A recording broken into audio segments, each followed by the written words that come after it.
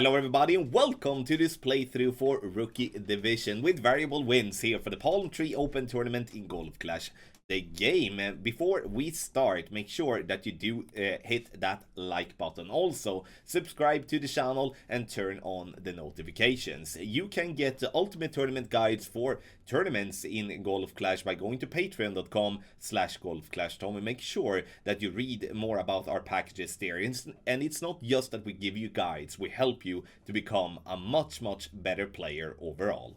Follow the info box on the right hand side to get the club distance adjustment, elevation adjustment, also what ball and club type I suggest you to play with. Have in mind that these are all suggestions and you don't have to follow those if you don't want to, but there is always a plan behind it. So let's go to hole number 1.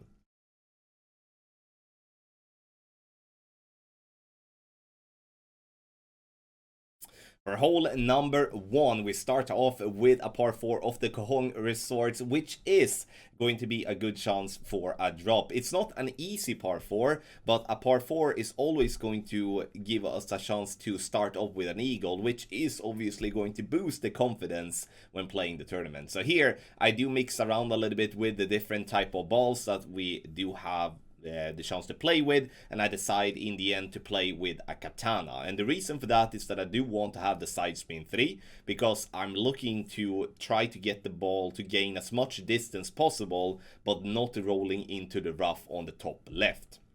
Adjusting behind the first bunker, adjusting maximum distance with a 10% over adjustment, and then I'm using a little bit of curl to the right just to push the ball to the right so we're not rolling into just that particular rough that you could see there on the game screen. 305 yards is a good yardage because now we can play with our long iron and we're going to be somewhere between minimum and medium distance of our club, and that's honestly perfect for us because from here we can definitely dial in this shot. It would be obviously be worse if we would be in just max short iron distance than we would be going, you know, somewhere in between clubs all the time. So truly need to have that as a positive thing to look at when adjusting for this shot. Add backspin and then leave the ball guideline slightly short. Why? It's because you do not have a full developed ball guideline with the backbone level 8, and that is not many clubs that do have that, especially in a low level. So every time that you do not have a 4.2 ball guideline or better, you will have to leave the ball guideline short or you will struggle massively. Unfortunately, a great ball to the left is not going to drop because we don't drop shots with great balls with a good adjustment. So a perfect ball would have been definitely in. So 10% elevation for the drive, playing slightly downhill. That's the same for the second shot where we do adjust as well with 10% elevation. Good chance, I would say again, really good chance for an eagle on hole 1.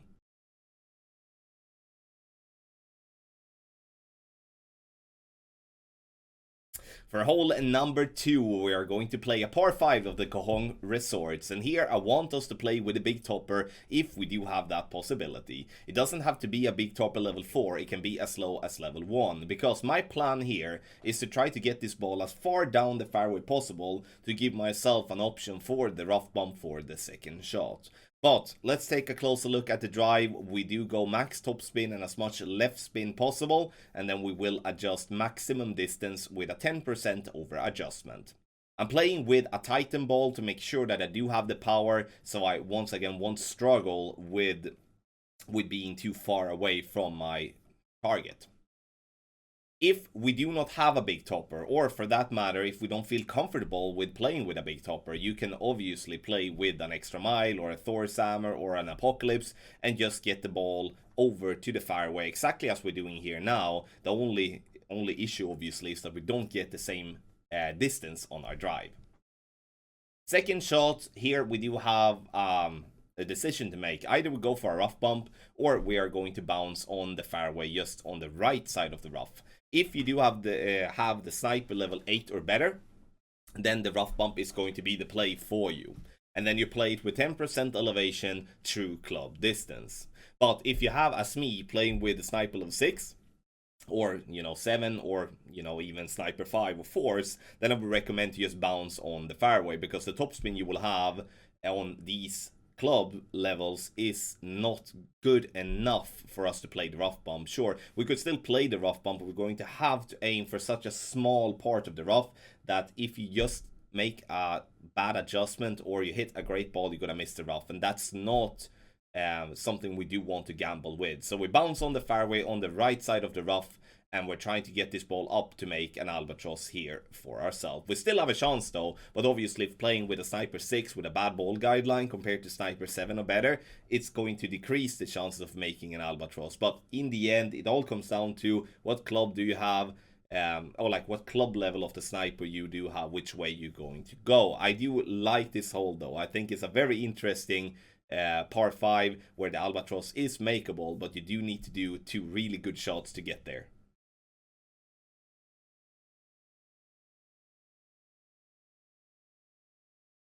For hole number 3, we are going to go for a rough bump. It looks scary, but it isn't as scary as it looks. Half a bar of topspin, 2 bars of side spin to the left, which means that we're going to have a side spin 2 ball minimum, and therefore we do suggest the quasar on this hole. Play for, again, the rough bump. Look at the second bounce with the spin added into the center of that dark green square. And that is basically the only 2 things that I'm looking for. The rough bump's position, or like the bullseye's position in the rough, and also the second bounce. Adjustment is going to be maximum distance with a 10% over adjustment, and then we're going to try to hit perfect. You can hit a great left, you can hit a great right, you will still clip the rough. And obviously with a perfect, we're going to clip the rough as well. And now we like how it zooms in. Can we get it to... No! We couldn't get it to drop this time, but very, very close. Obviously, those of you having a better ball guideline on your long iron is going to have a much easier time to attack the pin. So, if you have the possibility to play with a Grizzly level 7 or better, play with that club instead of the backbone, because that will give you a massive advantage over those that do not have a Grizzly 7 or better due to the Grizzly's absolute brilliant ball guideline.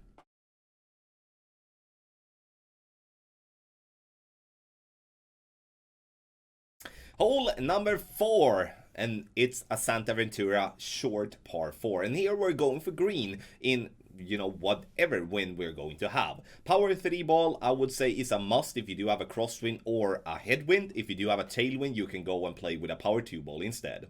The plan here now from my end is to have one of 2 things to happen. I would like either to have the second bounce to clip the rough on the other side of the bunker and roll out onto the fringe, or I would like to not clip the rough and roll over the green for a simple wedge. I don't want to roll to the bottom of the green to have a long putt, because that's going to somewhat be an overpowered putt, and that's going to be a problem many of the cases. So this is absolute perfect where we end up with this example. So the thing that we're going to do here is, if you look at the info box, we do have a power 3 ball. We do have a driver suggested. You can play with whatever driver you want, just that it does have a lot of power. So Extra Mile, Apocalypse, or the Thor's Hammer is suggested. Maximum distance with a 15% over adjustment is what we're looking at, and we do also want to use curl. Half a ball of curl when the wind comes left to right, a little bit more if the wind coming right to left. And if we do have a straight wind, I would still go half a ball of curl to the right, and to get that ball to green. Again, this is a must eagle. Doesn't matter what division you're playing, this is going to have to be there, and to, you know, to see yourself get an advantage over your opponent.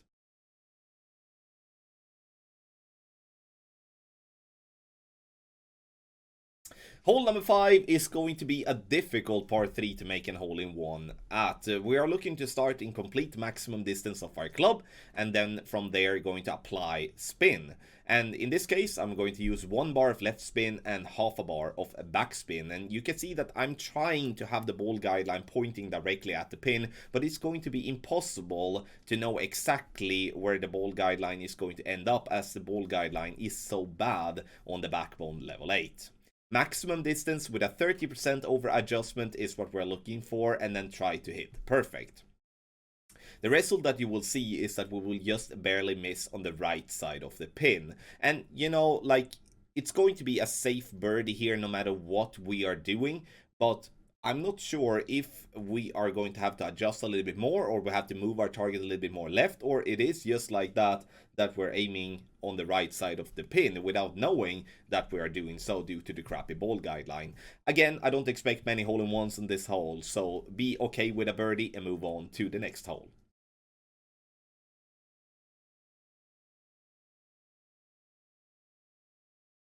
A super boring par 5 to play off the Santa Ventura, and I will explain why when we do have a chance. But first, we're gonna take a look at the drive. 2.8 bars of topspin, 2 bars of side spin to the left, and I'm looking to have the top of the yellow ring just by the rough line, with the ball guideline going center into that top bunker you can see on the game screen. Maximum distance with a 10% over adjustment, and you can see that I'm using 1.5 ball of curl outside the adjustment ring to the left. Perfect ball, and the ball is bouncing on the fairway and coming into the top left corner. We could argue with the fact that we could go with a little bit more curl, but you know, this shot does the job, and that's the only thing that we're looking for in the end. Second shot is going to be played uphill, and every time we play uphill, the ball is going to be less affected by the wind than normal. So first, I'm looking to have a position on the, more to the left side of the pin on that fairway. 2.5 bar backspin, 2 bars of side spin to the right, and you will notice that I'm actually not even aiming for the pin. Why is that, you may ask? The reason for that is because I'd never play from this position for an albatross, because if you would playing directly at pin, there are so many, inconsistent spots there where the risk of getting stuck in the rough or into the bunker or something else that we don't want to happen, then that's going to happen more times than not. So I play this one just safely to green to make sure that I lock in the eagle, and just going to take this par 5 of what it is. A very boring par 5 with an extremely slim chance of making an albatross. So focus on the eagle, get it, because you will see many of your opponents to miss this eagle and only get a birdie. So with that in mind, then an eagle is going to be sort of a drop.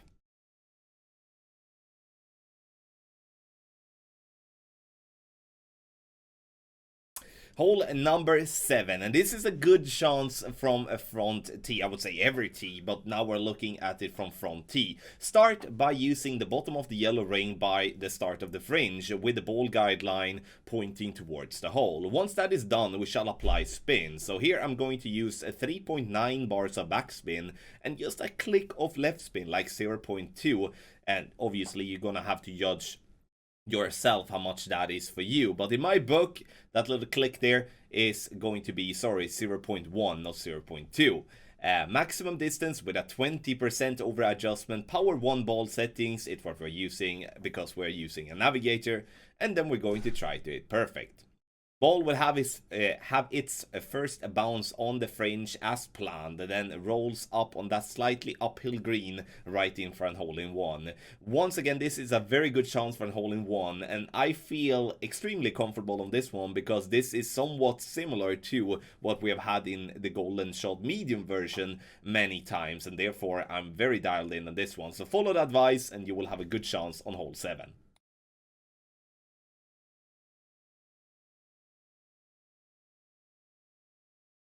For hole number 8, we do want to use the quarterback or the rock as a driver. Why? It's because it has a good accuracy and also has a good ball guideline, because then we will not be punished for hitting a bad great shot. Max side spin to the right, and somewhere between 1 to 2 bars of topspin depending on what wind we're going to have. Aim for the ball guideline to go straight down the second fairway, and once we have found that spot, we will adjust for maximum distance with a 10% over adjustment. I'm using a katana ball here to make sure that I will have the power for the second shot to actually give myself a chance to drop. The problem we would have if using a power 1 ball or a power 0 ball would just be that we will have to struggle with the second shot in terms of the distance. Now, for the second shot, we can make, obviously we always make a decision, but the decision we're making is that we either play with a wood club with a lot of power, like the big dog. That will give us a chance to play with a power 2 ball as the katana. if you do play with a sniper that is in level 7 or below, you don't have that much power on that club, but you do have a good accuracy and a good ball guideline. So what would you do then instead? You would have to play with a power 3 ball to make sure to play the same way as we're doing here with the big dog. So if you have the possibility to play with the sniper level 7 or better with a power 3 ball, do that, because that will increase the chances of dropping this one for an eagle. But if you don't, or like let's say that you don't have that many power 3 balls, or let's say that you have a sniper that is in level 6, then I would, in case, go with the big dog and just play the shot like we did here. We will have we will still have a chance to drop for an eagle, but it will not be that good. So it all comes down to what equipment you have, what balls you have the possibility to use, and that is something that is important when going into hole A, to make that decision already from start, depending on your skill level and again what clubs and balls do you have to choose between.